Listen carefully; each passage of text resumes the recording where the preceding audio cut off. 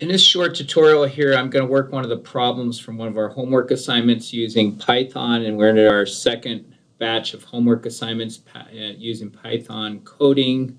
I'll start by opening up a new file. I start the Python IDE. Kind of change that window so you can all see it here. Very first thing I'm going to do is I'm going to go ahead and save that. All right, so I got my compiler window here, and in the background you can see my executable or my interpreter. And by default, it puts me in this kind of funky directory. I am going to redirect it and go to my desktop, and then I have a folder here for this class. And in that folder, I have a folder called code, where I put some code. Okay, so I'm going to work on a problem today, and this is going to be example 93.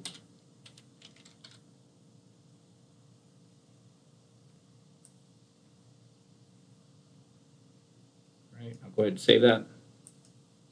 All right, let's get started on it. All right, so I'm in the textbook, and I'll make a comment here. So I'm on page 358. I'm working number 93. Okay?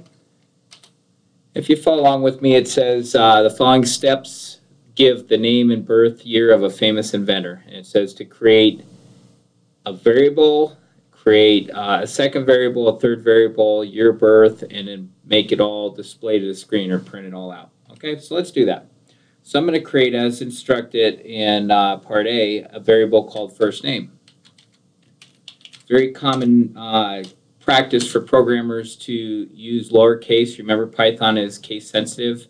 And then we have two words, capitalize the very first character of the second word. Okay, so I'm going to have a variable here, and I'm going to put the name in Thomas. Now that's a string literal. In other words, that's a variable called first name, and we are storing a value in it. And that value is actually a string of characters. In this case, it's Thomas, but that's stored in that particular variable location. Next variable I asked me to make is called variable middle name. And I will go ahead and assign to the variable middle name the value Alva. And again, this is a string literal. Third one, it says to create the variable last name and assign it the string literal Edison. Lastly, it says to create a third variable, year of birth. Now note, this is going to be a little different here because it's going to be an integer value. So we have three different types of data that we can store. And those three that we're looking at in Python here are a string of characters, or a string literal. Secondly is the integer data. And integers are what? They're positive or negative whole numbers.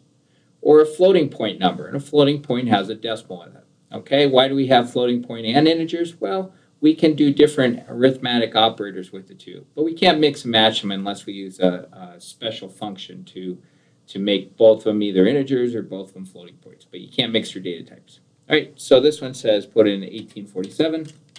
I do so. And it says display everything to the screen.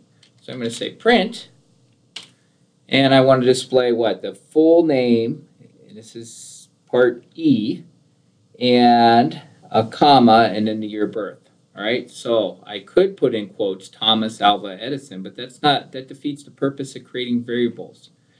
So I'm going to go ahead and just say display first name, display middle name. When I use the print statement, recognize that I have to put a comma between each of these variables. That's the syntax, and syntax is another word for that's the rules, just like the English language has rules. Python language has rules. They're grammatical rules. Okay, so we have those two, or those three, and it says to put a comma in there. So comma, well, that's going to be a string literal. All right, in this case, it's a single character. And then the last thing I want to put in is year of birth. Okay, now hopefully I put all those in there. One of the nice things about using a computer language in a compiler is that it has to be precise. And if I make any errors in this particular step, then it will flag them when I start to run them. All right, and those runtime errors are based upon syntactical mistakes that I've made.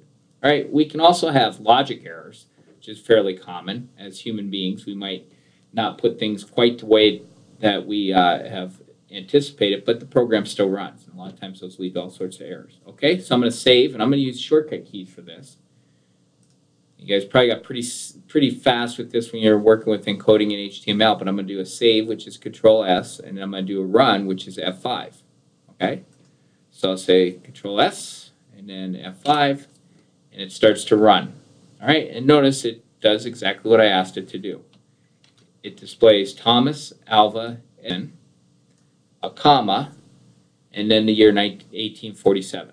Okay, I'd like that comma scooted over a little bit, but for tonight I'm not going to worry too much about that, and I'll just leave that as an example on your homework.